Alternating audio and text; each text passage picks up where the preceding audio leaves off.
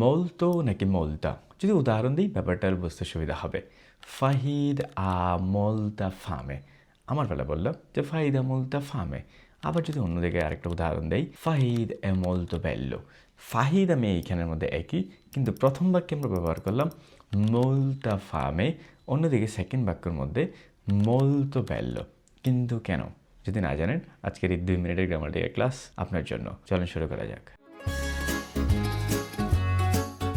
প্রথমে আমরা একটু কঠিনভাবে বোঝার চেষ্টা করি, পরে আমরা সহজভাবে হাসবো যে molta এবং molta এই দুইটা কেন হয়, এই পরিবর্তনটা আসলে কিসের উপর নির্ভর করে।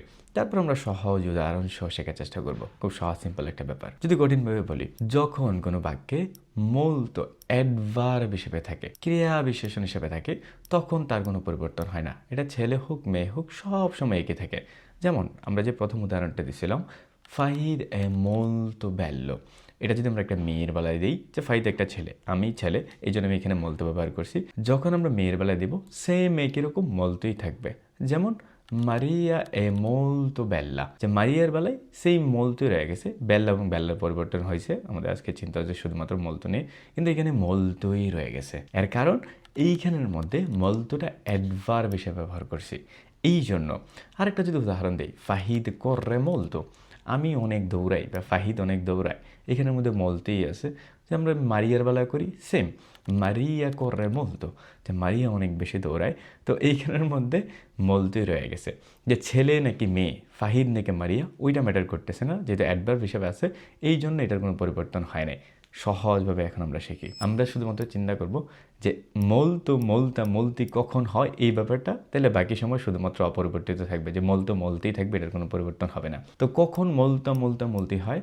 যখন কোনো বাক্যে molto বা তার পাশাপাশি অন্যান্য অনেকগুলো শব্দ আছে, যেটা আমরা পরে গিয়ে দেখব, এই শব্দগুলো যখন থাকবে molto বা তার মতো করে শব্দগুলা নাউনের আগে অ্যাডজেক্টিভ হিসেবে, তখন এটা নাউনের উপর নির্ভর করে পরিবর্তিত হবে। নাউন কি? যে কোনো জিনিসের নাম, যেমন খাতা, কলম, পেন্না, লিব্রো, আক্বা। এই যখন নাউনের আগে থাকবে, ওই নাউনটার দোষ গুণ সম্পর্কে বলবে, কম বেশি সম্পর্কে বলবে, তখন মাত্র আমরা পরিবর্তন করব। যেমন ইও ও molti soldi, আমার অনেক টাকা আছে। তো এইখানের মধ্যে বললাম soldi হচ্ছে টাকা, এটা একটা নাম, আর এখানে অনেকগুলো টাকার কথা বলছি, এই জন্য আমরা molti করছি। আবার আরেকবার যদি আরেকটা উদাহরণ দিই, ইও ও molte penne, আমার অনেক কলম আছে। কলম হচ্ছে কি? একটা নাউন, একটা নাম। তো নামের আগে বসেছি, আর নামটা যেহেতু প্লোরাল, অনেক বলছি, এই জন্য এটাকে আমরা molti করে ফেলছি। আর যেহেতু এটা মেয়ে ছিল, এই জন্য molti করছি। প্রথমটার মধ্যে ছেলে প্লোরাল ছিল, এই জন্য molti করে ফেলছি। সহজ করে বলতে গেলে, যখন molto কোনো নামের আগে বসবে, কোনো নাউনের আগে বসবে, তখন এটা পরিবর্তিত হবে নাউনের লিঙ্গ এবং বচন অনুযায়ী। আর যদি এটা অ্যাডভার্ব হিসেবে থাকে, কোনো ক্রিয়া বিশেষণ হিসেবে থাকে, তখন তার কোনো পরিবর্তন হবে না, এটা ছেলে হোক নাকি মেয়ে হোক।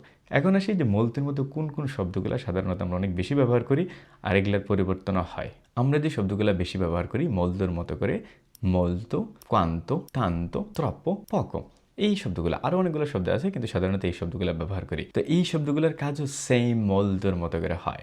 যখন কোনো অ্যাডজেক্টিভ হিসেবে ব্যবহৃত হয়, তখন আমরা পরিবর্তন করি নামের বচন এবং লিঙ্গ অনুযায়ী। যখন অ্যাডভার্ব হিসেবে থাকে, তখন তেমন কোনো পরিবর্তন হয় না। আপনি যদি এরকম সহজভাবে ইতালিয়ান গ্রামার শিখতে চান, তাহলে অবশ্যই লাইক, কমেন্ট, সাবস্ক্রাইব, যেটা সম্ভব হয় সবগুলো করে। দেখা হচ্ছে পরের ভিডিওতে। আল্লাহ হাফেজ।